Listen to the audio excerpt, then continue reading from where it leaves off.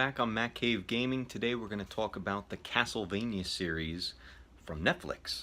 While we're at it, we're going to play a little bit of the original Castlevania here and talk about kind of the differences and how even a series came out of this. So from my understanding, the Castlevania series takes place somewhere around Castlevania 3, making it kind of a prequel to Simon's Quest. So this right here is what basically the series originally is adapted from. This is the original game on the NES. And a lot of people, I think, were very curious when the series got announced, wondering how do you make a show or even a movie out of this, out of what we're looking at here, which I was very curious about myself. The game is, the original game at least, is very simple in premise. You have monsters coming your way, you have items to collect as you go. That's about it. I was almost half expecting to see Simon Belmont in the show to start hitting candlesticks off the walls and get items, but that definitely didn't happen. The show itself is definitely not for kids. It is an animated series, but it's very bloody, very gory. I don't remember if there was any strong language in it, but there were definitely some disturbing images in there. There was one particular scene, I'm not going to actually say what it was, that just downright disturbed me. It was pretty bad. A lot of people I talked to actually missed it because it's a very quick scene that happens. But all in all, it was good. It was well acted. It was well written. I love the animation style. I wasn't sure how the show was actually going to be. To see it in an anime style was very cool. I don't really watch much anime at all, but I do recognize the style pretty much when I see it. I'm sure there's different types of it. I have no idea how that all really works, but there's a lot of people that are more into it than I am. Altogether, the show was very entertaining, but being that I played this game growing up, and to hear that all of a sudden that's turning into a TV show, how could I not check it out? It just seemed like, a pretty interesting idea, and I was very curious how they were even going to accomplish it. And I think all in all, they did a really good job. The whole thing came out really nice. If you haven't seen it, it's a handful of episodes. You can bang it out pretty quick. Each episode is about 20 minutes or so. So in one sitting, really, you can watch the whole thing. Which is exactly what I did. I had a friend of mine come by, we watched the whole thing, each episode back to back, and finished off the whole thing. I'm psyched to see what they do with a second season. As far as I understand, they already greenlit a second season, which I would imagine would be longer than this first one. That's something that's actually pretty common with Netflix series, because they come out in bulk like that. It's not like you're waiting a week for another episode. The whole thing comes out in one shot. Same thing happened... not that it happened that way on AMC, but when Netflix put Walking Dead on there, all 6 episodes were on there. You weren't waiting for a week for another thing to come in there. So when I first watched The Walking Dead, I watched the entire first season, 6 episodes, in one sitting. And it was amazing. That hooked me on the show. I'm still behind on that one at the moment, but I do got to catch up, but eventually I will. So as you can see from the game, there's really not a whole lot to this, that you could really adapt a story from. You saw the game just started, there was no opening or cinematic or anything like that, not that there was, really ever in Nintendo games. But it's basically play a board, fight a boss, move on to the next level. Pretty standard for Nintendo games, so, in 8-bit games in general, that's pretty much what happened. There we go, first stage of Castlevania, in the books here. I wasn't paying much attention, so I'm sure there's a lot of things I missed here. But this is one of those games I haven't played in years, and it's always nice to kind of sit back down when I get a chance, play through a game like this that I haven't played in so long. It's amazing how you lose your 8-bit skills. We're so used to modern gaming now. To go back to something like this, it's actually, you would think, oh, it's going to be so much easier, 2 buttons and a D-pad.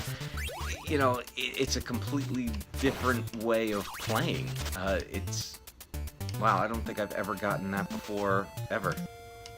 That crown right there. Wow, see that? Years. Maybe I got it when I was a kid. I don't remember. I just happened to hit the wall right there, and that's what happened. So that was pretty cool. I remember those nights being a lot harder. Oh, I always love that about Nintendo games. They kind of, a lot of things are on screen and things start blanking out and disappearing. Anything else on these walls? Wow, I'm not controlling this very well at all, huh? Speaking of Nintendo games, I just ordered, I gotta look up the brand. It was basically a Nintendo emulation machine that apparently is all hardware driven. It's not actually running an emulator software because it takes the cartridges, but runs over an HDMI. It's actually showing up tomorrow. I'm going to be hooking that up to the system, and I'm going to try to capture from that as well. Right now I'm just running off an emulator right now for the sake of showing this video right from the PC. But I think it would be pretty cool to run right from the cartridges themselves, which is, you know, really the purest way to do it. You always risk the game messing up, glitching, resetting, which was something that certainly happened to all of us that grew up with these systems.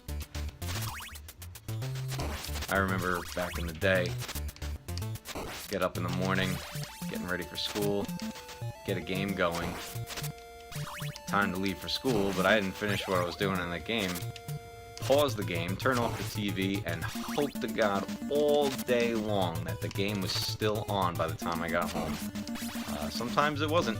There were plenty of games lost, but I can tell you one game that I did that and actually helped me beat the game that way was the NES version of Star Wars: The Empire Strikes Back. One of my favorite NES games. It was also very hard, but I felt like that game had graphics on another level, especially the Walker Assault.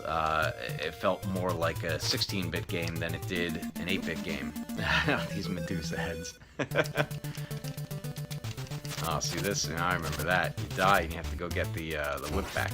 Which is always weird. I always thought, I wondered why that even happened, because I'm about to get it all back in one of these here. I'm still just one more level to it. Oh, really? This is weird. Maybe this one? There we go. I wonder why they make you lose the whip. It was very strange, because you just get it right back, like 2 seconds later, right when you start. I guess, well, maybe it's like a punishment if you miss it or happen to miss that candlestick for whatever reason. Maybe it doesn't pop up again. I don't know. I never really tried it that way. Oh, Medusa heads. Maybe I'm not going to get past this part. I'm just going to try to go up this staircase and maybe not make it. Well, let's see. We got one life left. Let's see what we got. But back on topic, the Castlevania series, I definitely recommend it, especially if you were a fan of the games and enjoyed just the storyline. Obviously, the story got way more detailed as you went into later systems, able to tell stories in much more detail. Not that I owned a Super Nintendo, but I have played Castlevania 4 on there, which plays like this, except obviously much better graphics. And more story-driven. There was even that 3D one on the N64, which I didn't play much of, but it's my understanding the game was practically broken and almost unplayable, so I probably wouldn't take any time to try to play that. But with something like that, you get a chance to tell more of a story. Oh my god, I'm not going to get past these Medusa heads. Alright, here we go, last life.